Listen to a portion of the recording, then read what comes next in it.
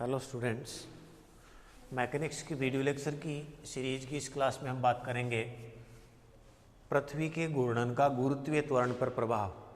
कि पृथ्वी जब घूर्णन करती है तो उसके कारण गुरुत्वीय त्वरण पर क्या प्रभाव पड़ता है।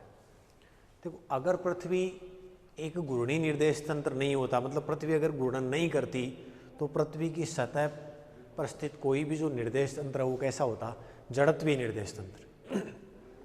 अब जड़त्वीय निर्देश तंत्र में क्या होगा कि जो प्रेक्षित त्वरण है वो जड़त्वीय निर्देश तंत्र के लिए, अगर वहाँ कोई प्रेक्षक है वो त्वरण को प्रेक्षित करेगा तो वास्तविक त्वरण के बराबर होगा। लेकिन अगर घूर्णी निर्देश तंत्रों की बात करें, जैसे पृथ्वी है, तो पृथ्वी एक घूर्णी निर्देश तंत्र है, यानी वो कैसा निर्देश तंत्र है, अजड़त्वीय निर्देश तंत्र। तो अजड़त्वीय निर्देश तंत्र के लिए प्रेक्षित त्वरण का मान है वो वास्तविक त्वरण के बराबर नहीं होगा। इसके लिए हमने डेरिवेशन किया था अजड़त्वीय या घूर्णी या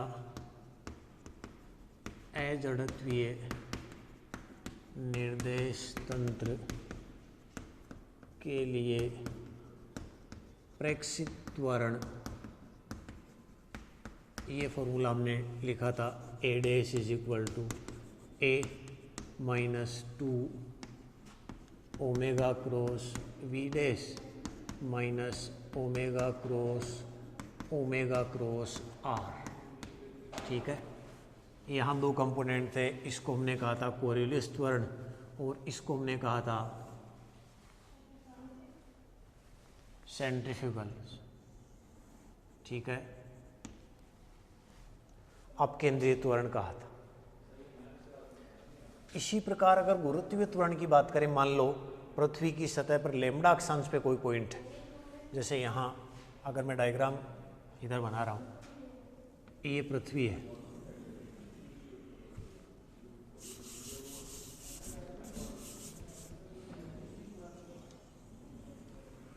ठीक है, ये इसका विषुवतीय तल है, इक्वेटोरियल प्लेन, ये सेंटर, यहाँ कोई पॉइंट P मान लिया मैंने लैम्ब्डा अक्षांश पे। ठीक है, ये पॉइंट P है, ये लैम्ब्डा है तो ये भी लैम्ब्डा होगा। अब मान लिया अगर यहाँ एक मैं सर्किल कंसिडर करूँ तो ये जो पॉइंट P होगा उस सर्किल के सरफेस पे होगा। ये जो पॉइंट P है वो पृथ्वी की सरफेस पे है, इसलिए इन दोनों के बीच की दूरी तो ये कैपिटल R हो गई, अर्थ की रेडियस, ये मान लूँ मैं स्मॉल r। यहाँ कोऑर्डिनेट सिस्टम ऐसा ही माना था हमने, पूर्व की ओर x डैश, उत्तर की ओर y डैश और ऊर्ध्वाधर z डैश। ठीक है, ये लैम्ब्डा है तो ये भी लैम्ब्डा है। इसको मैं थोड़ा मॉडिफाई करके अगर यहाँ बनाऊँ, देखो ये पॉइंट हो गया, फिर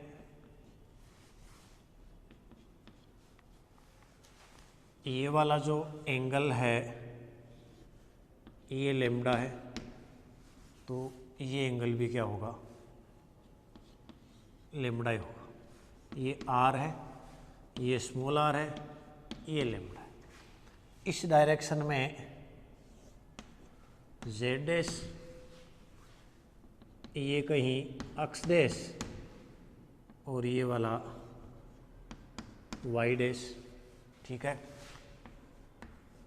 इस एक्सिस के अबाउट अर्थ रोटेट कर रही है, इसका मतलब ये वाला जो होगा वो क्या होगा, ओमेगा, कोणीय वेग। ये r वेक्टर है, तो r वेक्टर को अगर मैं आगे लिखूँ तो मतलब ये क्या हो जाएगा, r कैप।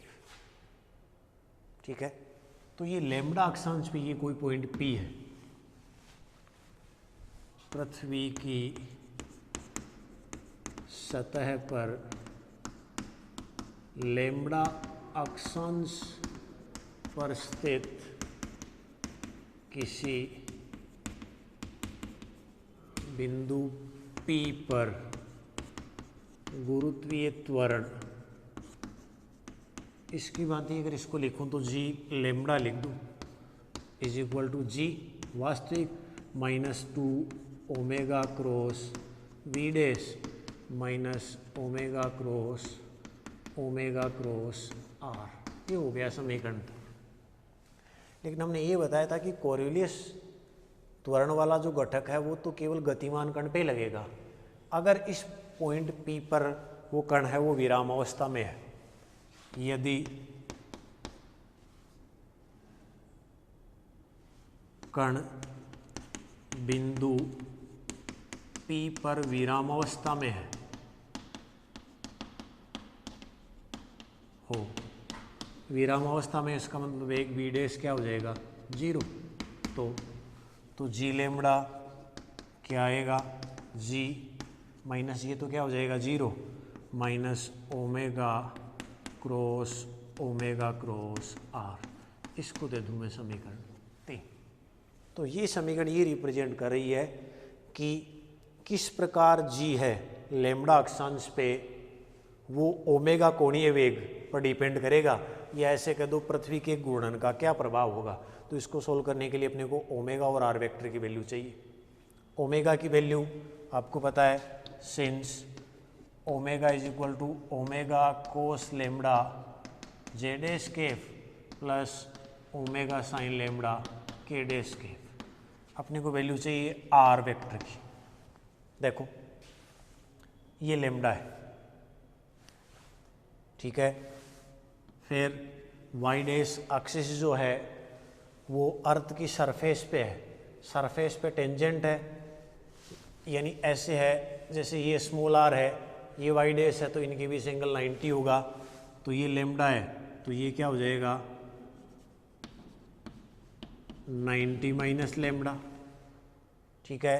फिर ओमेगा एक्सिस जो है और स्मॉल आर वो परपेंडिकुलर है, ये 90 माइनस लेमड़ा है तो ये क्या हो जाएगा लेमड़ा। फिर वाई डैश और जेड डैश के बीच का एंगल 90, ये लेमड़ा है तो ये भी क्या हो जाएगा 90 माइनस लेमड़ा।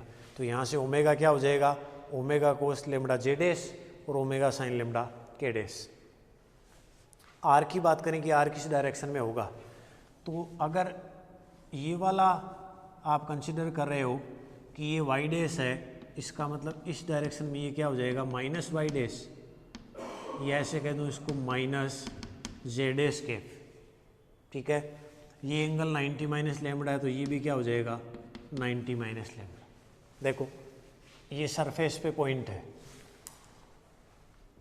तो आर सरफेस पे इस डायरेक्शन में आर है, इसके परपेंडिकुलर इधर है जेड डैश और इसके इधर है वाई डैश। इसका मतलब आर जो होगा उसका कंपोनेंट एक जेड डैश में हो जाएगा और एक इधर में हो जाएगा माइनस वाई डैश, यानी आर वेक्टर को कंपोनेंट में आप तोड़ोगे तो एक जेड डैश में और एक माइनस वाई डैश में। अब माइनस वाई डैश और जेड डैश के बीच का एंगल 90, ये 90 माइनस लेमड़ा है तो ये वाला क्या हो जाएगा लेमड़ा। इसका मतलब आर का ये कंपोनेंट हो गया माइनस जे में, ए क्या हो गया के में। तो आर वेक्टर क्या बनेगा R cos 90 minus lambda sine lambda, R sine lambda minus Z dash K plus R cos lambda K dash K. ये हो गया 5। अब आपके पास ओमेगा वेक्टर और आर वेक्टर की वैल्यू हैं, ये दोनों वैल्यूज़ हम इसमें पुट कर देंगे, फिर सोल्व करते हैं इसको।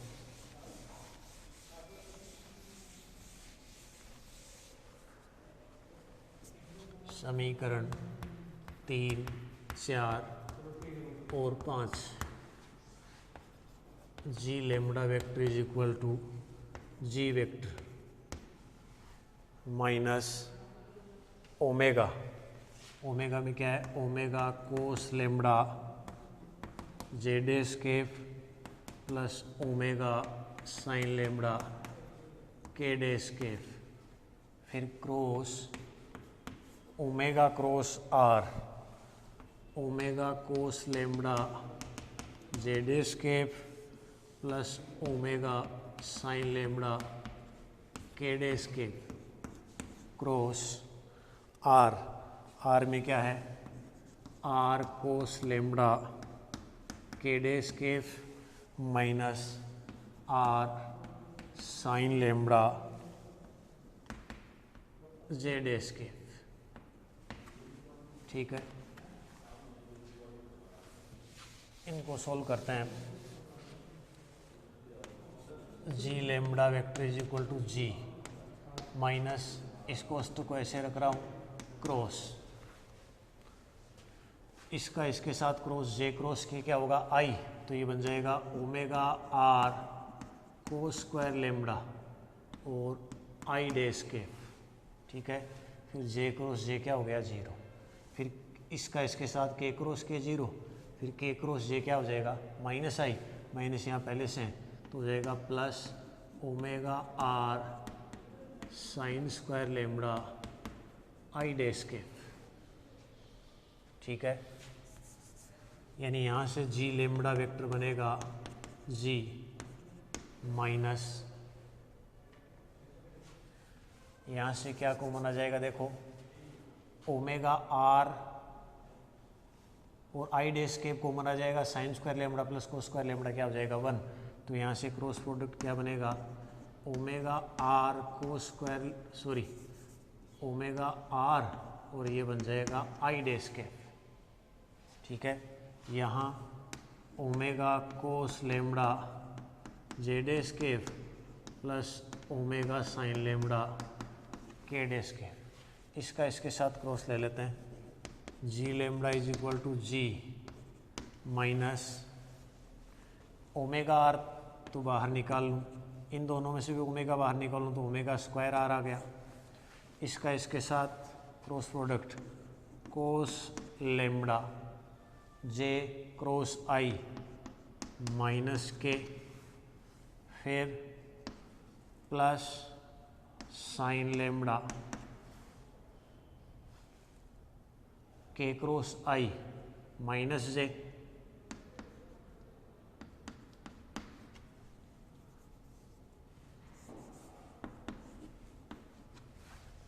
ठीक है। जे क्रॉस आई माइनस के हो गया और के क्रॉस आई क्या हो जाएगा प्लस का जे, आई जे के क्रॉस आई हो जाएगा प्लस का जे, तो G lambda G minus omega square R sine lambda J K plus cos sorry minus cos lambda K dash K, इसको दे दूं मैं इक्वेशन 6, ठीक है। स्मॉल आर की वैल्यू चेक करते हैं, देखो ये कैपिटल आर अर्थ की रेडियस, स्मॉल आर तो वो जो पॉइंट आपने पी कंसिडर किया था उसकी इस एक्सिस को मिलाने से ये जो डिस्टेंस थी ये वाली रेडियस थी, तो स्मॉल आर और कैपिटल आर में रिलेशन क्या हो जाएगा, small R is equal to capital R cos lambda, since small R is equal to capital R cos lambda, there implies G lambda बनेगा G minus omega square R cos lambda sine lambda J dash K minus cos lambda K dash K. इस प्रकार ये जो equation है वो represent करेगी g lambda और जी में क्या रिलेशन है, ठीक है। इनको मिटा देता हूँ मैं। नेक्स्ट देखो, सिंस आपको पता है जी वेक्टर वो किधर है, गुरुत्वीय त्वरण अर्थ के सेंटर की ओर, ऊर्ध्वाधर ऊपर की ओर हमने माना था के डैश, तो अंदर की ओर क्या हो जाएगा माइनस के डैश, तो माइनस जी के डैश के। समीकरण 8, तो समीकरण 7 और समीकरण 8 से G lambda vector is equal to minus G K dash cap minus omega square R cos lambda sine lambda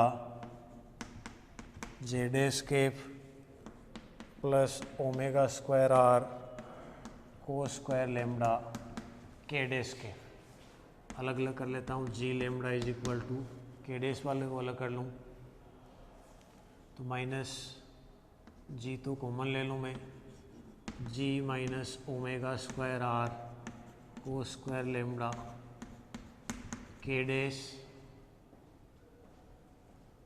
plus minus omega square R cos lambda sine lambda Z S K, इसको दे दिया समीकरण।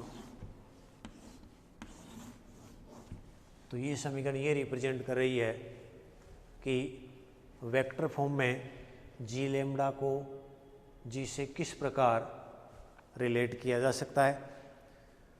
अब next class में हम ये check करेंगे कि इसका मैग्नीट्यूड जी लेमडा का अगर मैग्नीट्यूड लिया जाए तो वो